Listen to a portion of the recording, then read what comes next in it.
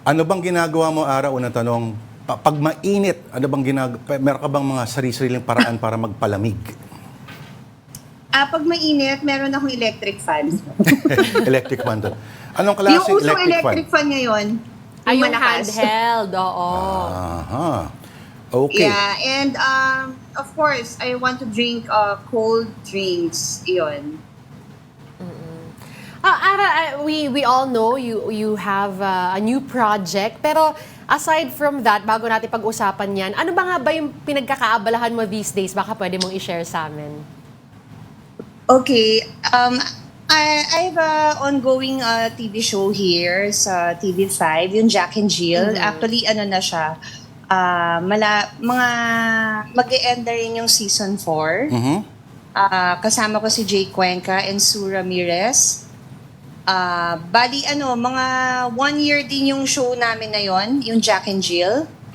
And magsisimula na rin kami mag-taping ng Pajak Princess para dito sa TV5. And then, meron akong ginagawang movie, yung sequel ng Alias Pogi, with Senator Bong Revilla. And I have an upcoming concert na imo-move namin sa July 11. And nag-release na rin as of 12 midnight last night yung anniversary edition ko ng album. Mhm. Yan. So- And of course, yung show ko dito sa 1PH. Okay, bago tayo pumunta dyan, Miss Ara, clarification lang. Kamo yung May 7 na concert mo ay nilipat na sa June. Tama? July 11. Okay. Yeah. July. Oo. Mhm. At Kasi ito- para mas may yes, time prepare. mas may time mag-prepare. Alright. Okay, pag-usapan natin ang private time with Aramina. 9 p.m. magsisimula next week, Wednesday. Okay. Yeah, ang bilis ng panahon. Next week na pala. So, private time with Ara. I'm very excited kasi it's a different Ara. Kasi I have another talk show, but it's a lifestyle show. But this one is talagang medyo serious one. And one-on-one talaga yung interview dun sa guest. Mhm. Okay. Ito ba yung kauna-una mong show na ganito format na talk show? Yes. Mhm. Okay. First time to. So feeling ko ito kasi yung parang showbiz pero hindi showbiz. Parang ganun ang dating. Showbiz pero hindi showbiz. Yes. Okay. Meron ka ba mga insights tungkol sa, ay ganito pala mag-host ng talk show na hindi mo na or naintindihan dati? It's a challenging task for me kasi it's being you at saka kailangan maging interesting yung interview mo pag nanonood yung mga tao. And at the same time, you need to listen to your guest. Kumbaga kung paano mo i-handle yung interview in a way din na yung hindi pangit tignan, especially kung mga celebrities yung i-interviewin ko because I'm a celebrity also. But yun nga yung I talked to the team and sabi ko sa kanila, let's not, kumbaga laging natatanong yan dito sa artist, let's change it para mas marami pa silang makita and malaman sa personality ng isang artista na hindi alam ng tao. Kasi marami namang mga personality ang artista na hindi na napapublicize. Na ganito pala siya, ganito pala to, yung mga ganon. Miss Ara, sino bang unang-una mong guest? Well, maraming, syempre, ang mga naka-line up dyan, Rosana Roses, Maui Taylor, Yul Servo, and then, pero nakapag-tape na kami kay Rob Gomez. Miss Sarah, Oo. balikan ko lang, no? Kasi like what you mentioned also, first time na parang talk show yung format, di ba?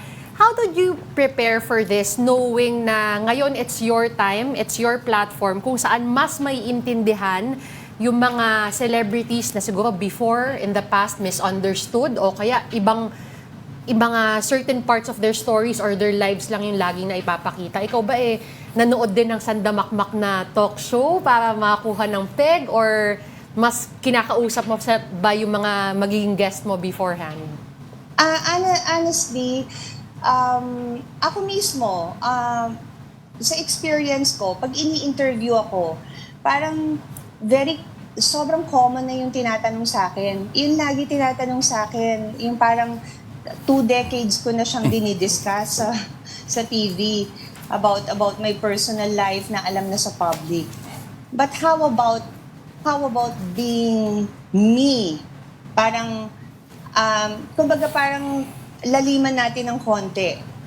'Di ba? So, iyon yung, actually, naging parang mas dito, kasi yung discussion, parang mas inaalam ko inside yung story.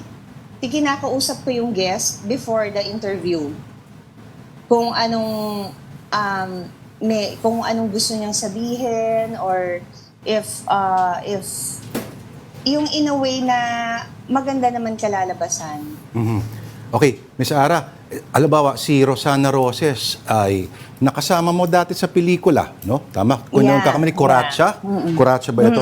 Yes, Ito yes. ba ay nag-reminisce kayo ng mga panahon na sabihin natin mas daring pa yung mga roles ninyo? At meron ba kayong pagbabalik tanaw sa anong paraan sa mga araw na yun? Nako, alam mo, itong exciting dyan. Kasi pag ginawa namin yung interview, marami silang malalaman sa experience namin dalawa. Na, kumbaga parang hindi alam ng tao. We're good friends now. But there's an incident na hindi kami okay. Uy, talaga? Yeah. Ano po yeah. nangyari? Konting pa, ano lang? Pa-teaser. Oh, pa-teaser. Oo. Kaya nang di pa kami nagtitape. Kasi nga, nagtitaping pa siya. So, I'm just waiting for her schedule. Oo. Kumbaga, ma-discuss din yon kung yung pinagsamahan namin nung bago-bago ko. Lahat yan naabangan natin. Aminado naman siya doon na mas mabait na siya ngayon compare noon. Sige, Miss Sarah, aabangan namin lahat yan. Baka gusto mong imbitahan lahat ng mga supporters mo, lahat ng mga gustong mapanood yung bago mong show. Yes, sana po supportahan niyo po itong Private Time with Ara. Of course, dito sa 1PH, 1 News PH. 9 p.m. po siya every Wednesday. Magsa-start na po siya next week. Excited ako kasi mas marami akong matatakel dito at kumbaga parang usapang artista to artista. May mga languages ang artista na nagkakaintindihan. Parang gano'n ang hindi siya bawat questions chine-check ko siya before I do it. Hindi ako kung ano lang yung binigay ng writer. Ina-analyze ko siya mabuti. Kawawa naman yung writer, walang trabaho. Para magandang kalalabasan ng interview. Ayan. Abangan natin yung mga yan. Alright. At ang concert mo, yung All of Me, ay rescheduled to July. Sa Newport Theater pa rin ba ang venue? Yes, Newport. Newport Theater pa rin, July 11. And next week, lalabas na ulit ang bagong ticket sa Ticket World na July 11 na yung date. So, abangan niyo po yun. And promote ko na rin yung aking single, We Were Meant to Be, na kinompose ni Martin Rivera. It's already out sa Spotify, sa YouTube, and all ABS-CBN music platforms. Alright. On that note, nagpapasalamat kami sa iyo, Hazel Pascual Reyes, a.k.a. Aramina. Maraming salamat sa iyo. Di ba yung mga ganyan, di ba? Minsan pag nasa airport ako, Hazel, di ba si Aramina ka?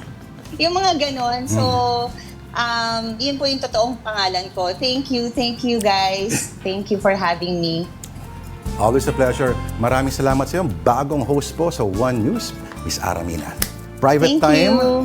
next week, Wednesday, 9 p.m. See you around.